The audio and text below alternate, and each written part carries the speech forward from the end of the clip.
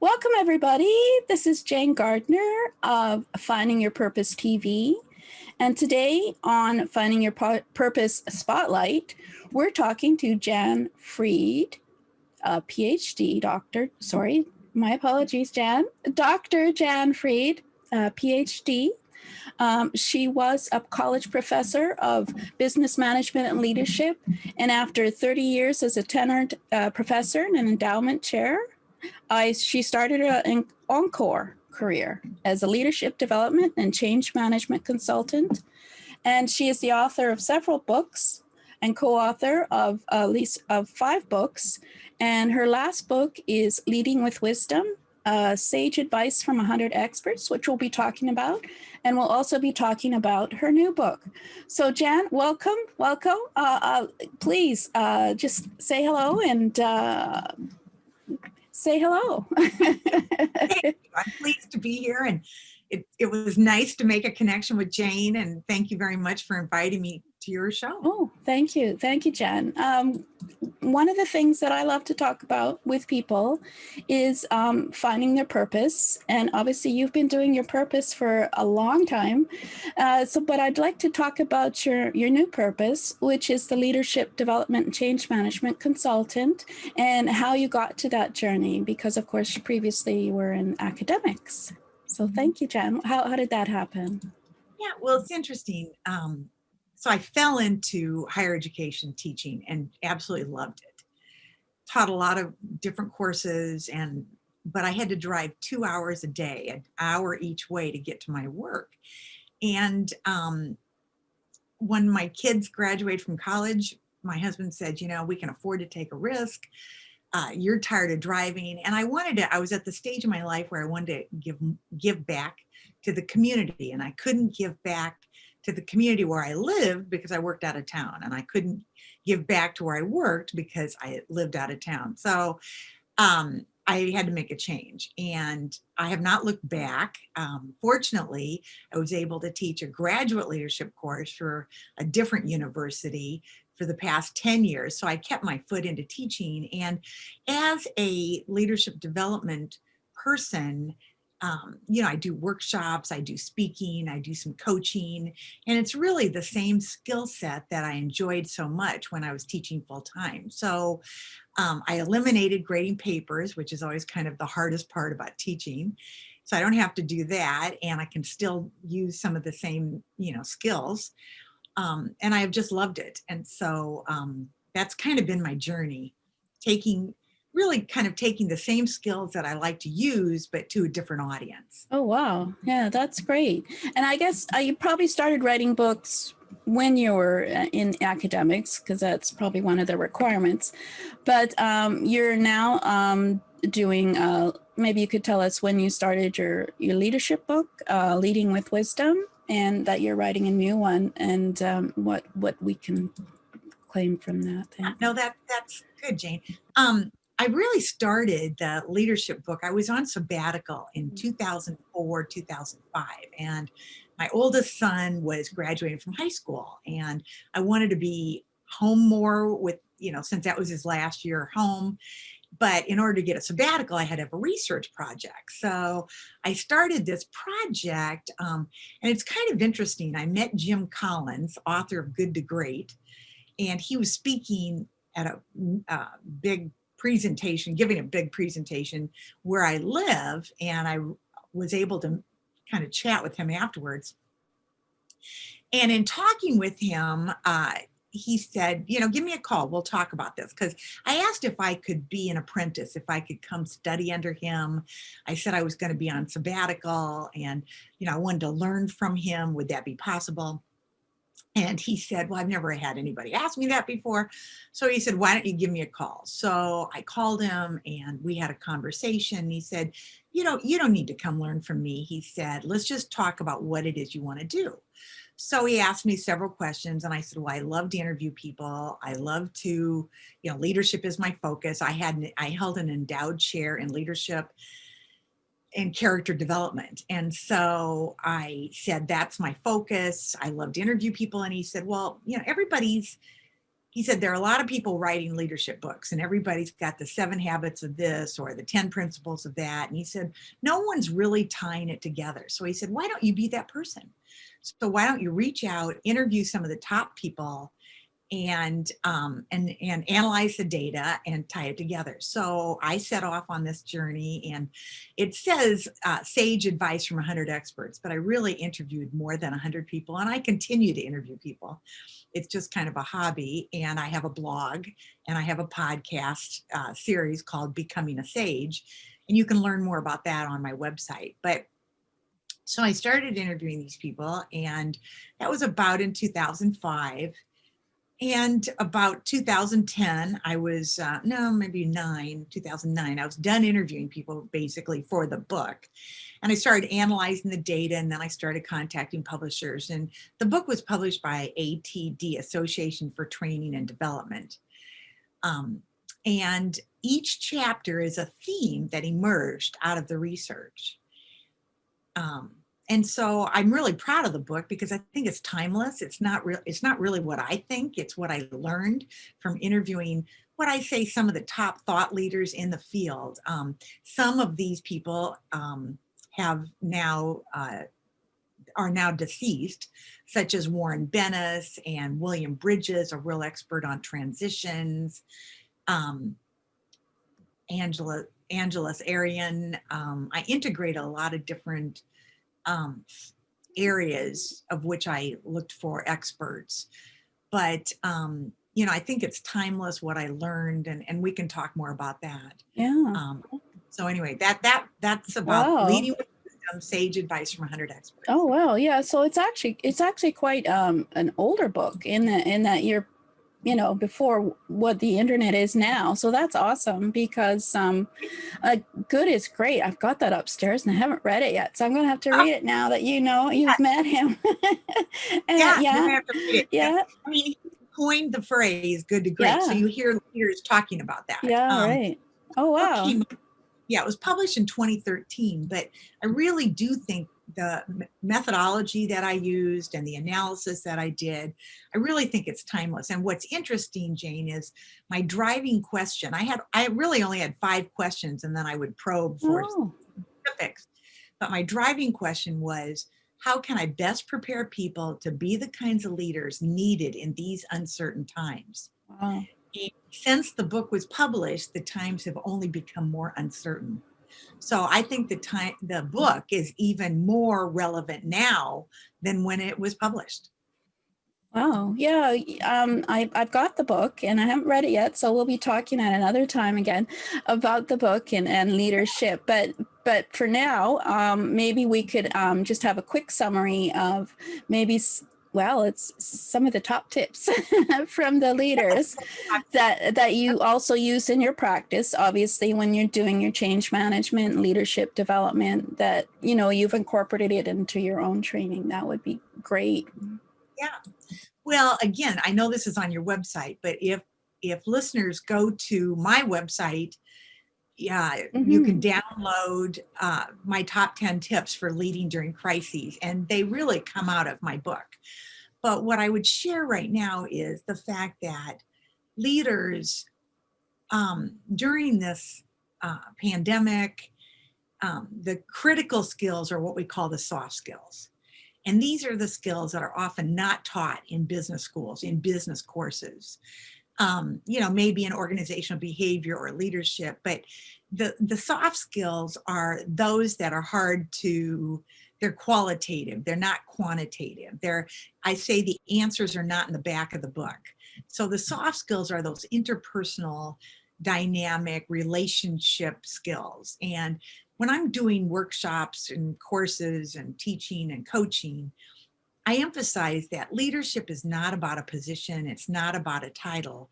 It's about a relationship. And so there's not a time when relationships and creating and cultivating and sustaining and nurturing relationships, there's not a time that's better than right now, because anxiety is high, emotional, everybody's on edge, emotions are very fragile. Mm-hmm. Leaders need to pay attention to these relationships and listening. Leaders don't have to have answers. They need to just listen to what people need and reach out and check in. One of the things that I emphasize in my coaching is for leaders to just check in. You don't have to have an agenda. It doesn't have to be a meeting. Just check in, find out, how are people doing? What are they willing to share? And based on what they're willing to share, then you as a leader can determine what they need. I think that's really critical during these times. So yeah, that's for sure. That's very exciting. I'm so glad that you're in a certain place that I am in terms of leadership. I think it's very important to have those soft skills. And you're right, they don't teach it in school. I'm not sure why, but maybe you know why. But yeah. harder. I mean, there are courses. I mean, Mm. when I full time, I taught organizational behavior, which is a soft skill course, Oh, leadership. But what I think is interesting, and for your listeners, they can Google this, but at Stanford, there's a course called, it's known as the Touchy Feely course, and it's in the Stanford MBA program. And it's like the most popular course on campus because of the reputation it has received over the years. And if your listeners Google this, if they just Google Stanford Touchy Feely course, Stanford has just now, their faculty are taking it on the road to corporations because those skills are so desperately needed. right. And so it's interesting to me that these are the skills that are lacking in the workplace right now. And when people are stressed and when leaders are stressed and under anxiety, and it's easy to forget that these are the skills that are needed. And if you don't feel comfortable practicing these skills, leaders are likely not to use them when they're needed most. So Stanford's taking this course on the road, and I find that very interesting. There was a recent article in the Wall Street Journal that talks about this. Oh, So wow. I'll have to check that one out for sure. yeah, check it out.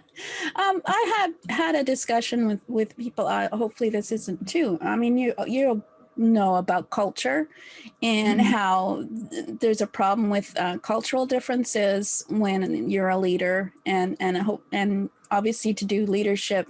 You need to be able to coach them on understanding different cultures, so for sure. Just wondering if you could just speak briefly on that, because it's something people don't really talk about because it's sort of taboo in a way for some. Right. Well, it's kind of interesting because, again, as you mentioned in the introduction, I taught for 30 years at an undergraduate. It was a liberal arts, small liberal arts college, and we only had undergraduate courses there. And I created a course. Now, again, I've been gone for 10 years. Mhm. So, but when I was there for 25 years, I taught a diversity course, and I called it Managing and Valuing Cultural Diversity. And then I created this whole course. And I really, every year when I would teach it, I would say to the students, I hope there's a year when this course is no longer needed, because people just value diversity, they get it, they appreciate it. And of course, we've seen, with the Black Lives Matter and women, Mhm.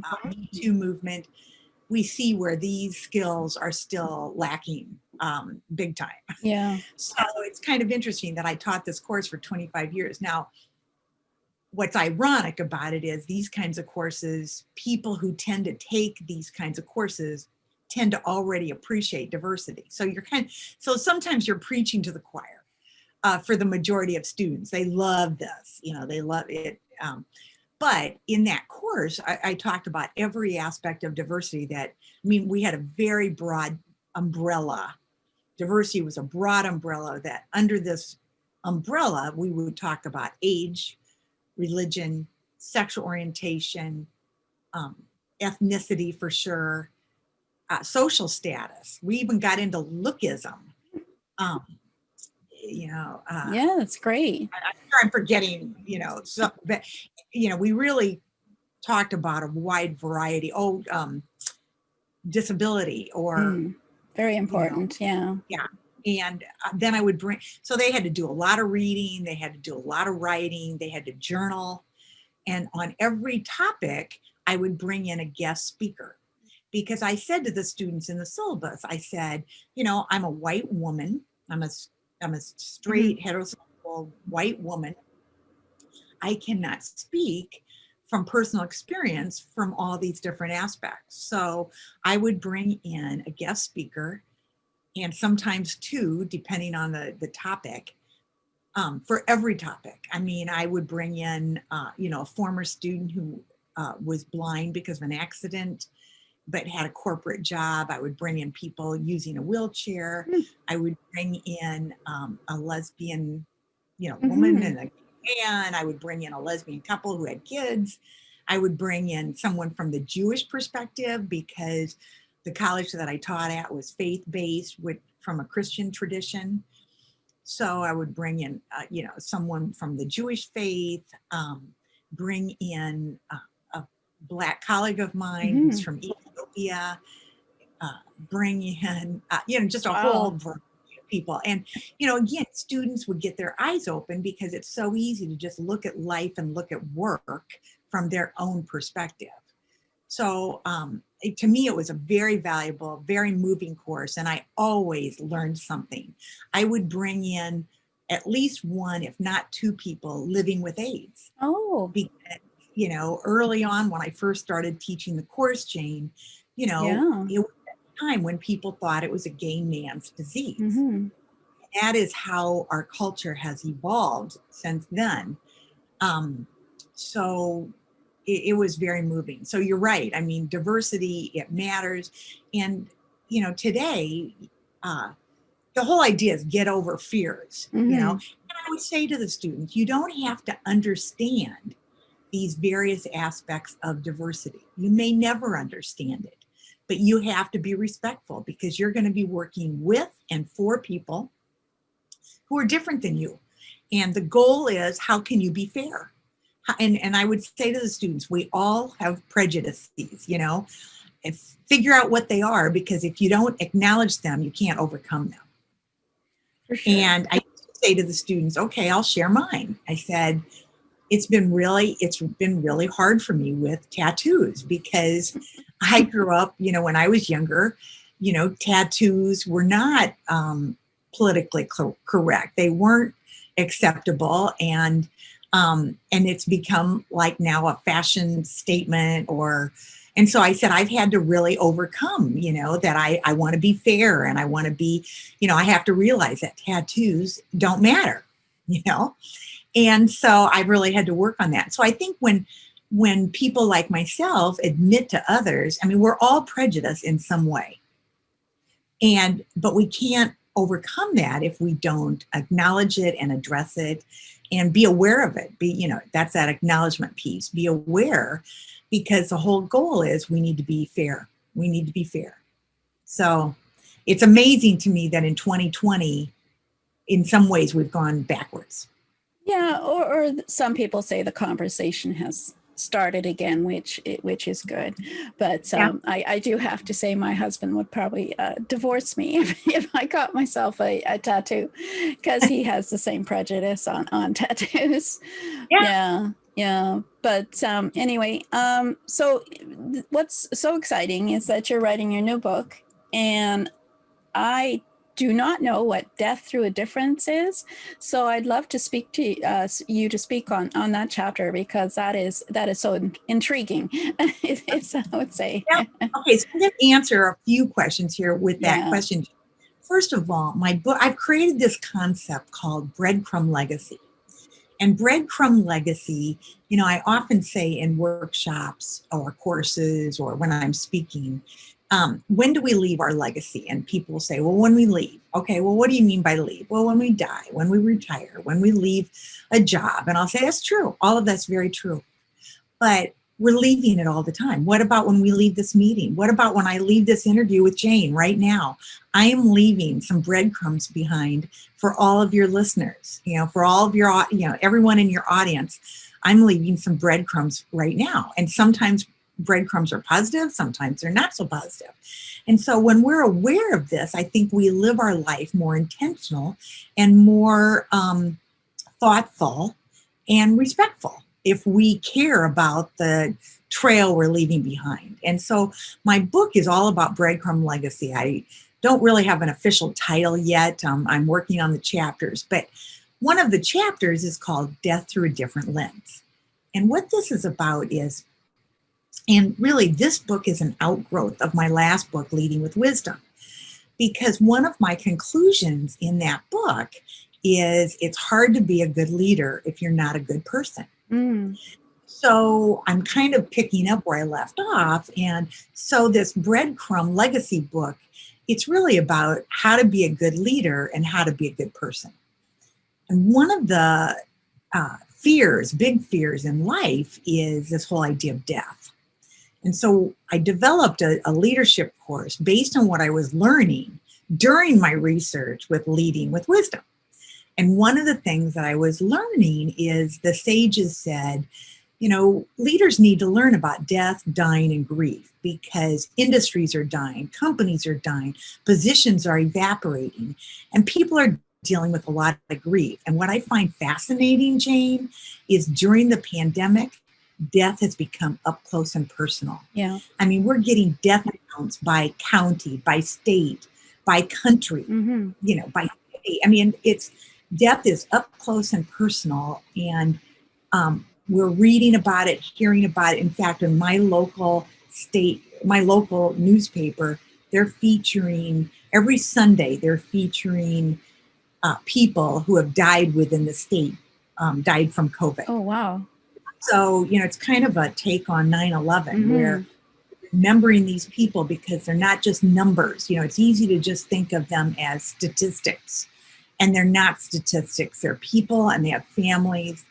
And so this whole concept is this whole idea of death is very personal. And so when I really did kind of a deep dive when the sages said, you need to be teaching leaders about death, dying, and grief, because these are skills not taught in business courses.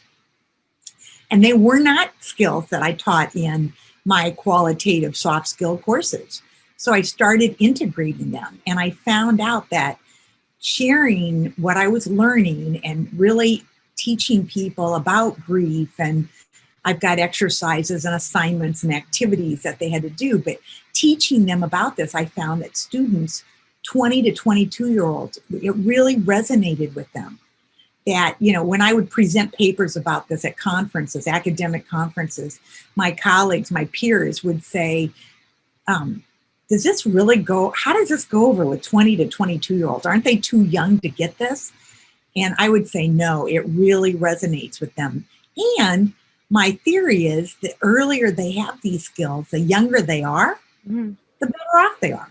They live their life differently because, and we can go into more of that. Yeah, but, for sure. Next time. You've got so many topics to talk about. This is so new. And that's one thing I never thought about until I turned 50. Yeah. So. There you go. There you go. So the younger people are, when they understand this, I think the better off they are. Yeah, for sure. They do things differently. That's so great. So this is actually going to be a leadership book in that it'll be still about your leadership and change management and everything. Yeah, it really, it's going to kind of cross over into a couple genres in terms of leadership and human development and, life. And you had another chapter, which of course is intriguing, become a nobody. I'm not sure why I would want to become a nobody. So yeah, well, it's kind of interesting, and it goes along with legacy work in terms of we spend basically the first half of our life becoming a somebody. Whether it's in school, college, in our career, we really want to become a somebody. Who are we becoming? And the last half of our life is more about becoming a nobody. It's really about, one of my peers in this area, she talks about the shift from goal to role or goal to soul. So like the first half of your life, it's all about goals. And the second half of your life, it's all about, what role do you want to play in life or soul? what's your soul telling you to do? And so that's really about, kind of what that become a nobody is. The second half of life, it's really about what can you, what kind of impact do you have on others, or are you having on others, or what do you want to have on others? And that's more the soul and role versus the goal. Anyway, that's a what wonderful. become a nobody is, really letting go of the ego. It's not all about you anymore. Right. It's about what difference are you making. Yeah. I know that a lot of time now I'm thinking about legacy and can I make a difference in even in a small way with other people. And, that's why I'm doing this as well myself, because, I don't have to do this. I'm 62, but I want to leave a legacy. I want to be able to change at least some people's others' lives. So That's excellent. yeah. So we're gonna probably wrap up for today. I'm definitely gonna have you again because we have so much to talk about. I think next time we'll talk about your old book. But today, I just wanted to find out from you on your website. I forgot to ask you. I didn't realize you had a podcast. So what's that about? And I do have a podcast called Becoming a Sage. And actually, I just created a private Facebook group. If people went to Facebook and hit search, it's called Becoming a Sage. And that's about creating more of a conversation with people who want to talk about positive aging, conscious aging, leading with wisdom. That's what that's about. But I have a monthly podcast where I interview some of the top thought leaders in the field of positive aging. And if they subscribe to my website, they would get it in email. So again, that's once a month. And if they just went to Jann Freed with 2 N's and 2 E's, if they went to Jann Freed podcast, if they just Googled that, my previous podcast would pop up. Oh, wow. I interviewed people. I had a leadership summit last summer in June, and those are posted on my YouTube site. Oh. And I was asking some influencers, leaders at all ages, how they think leadership is going to change based on the pandemic. Oh, wow. And they go to my YouTube channel. They just, again, Google Jann Freed YouTube, or go to search for Jann Freed at YouTube. Each one of those interviews is listed. I interviewed Bill George, the former CEO of Medtronics in Minneapolis. I interviewed a variety of people. Wow. Some professors who write about leadership at the University of Michigan. I interviewed a whole variety of people. Some of the top executive coaches I interviewed, Sally Helgeson, who writes a lot about women's leadership. She has many books out. I interviewed a lot of people, and I would encourage people to go to my YouTube channel then.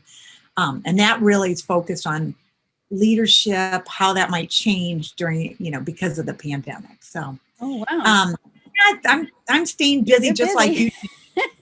Again, I don't have to do this, but I'm learning a lot. And my mission is to continue to learn and share what I'm learning with others. And I do that through writing, blogging, podcasts. And of course, consulting.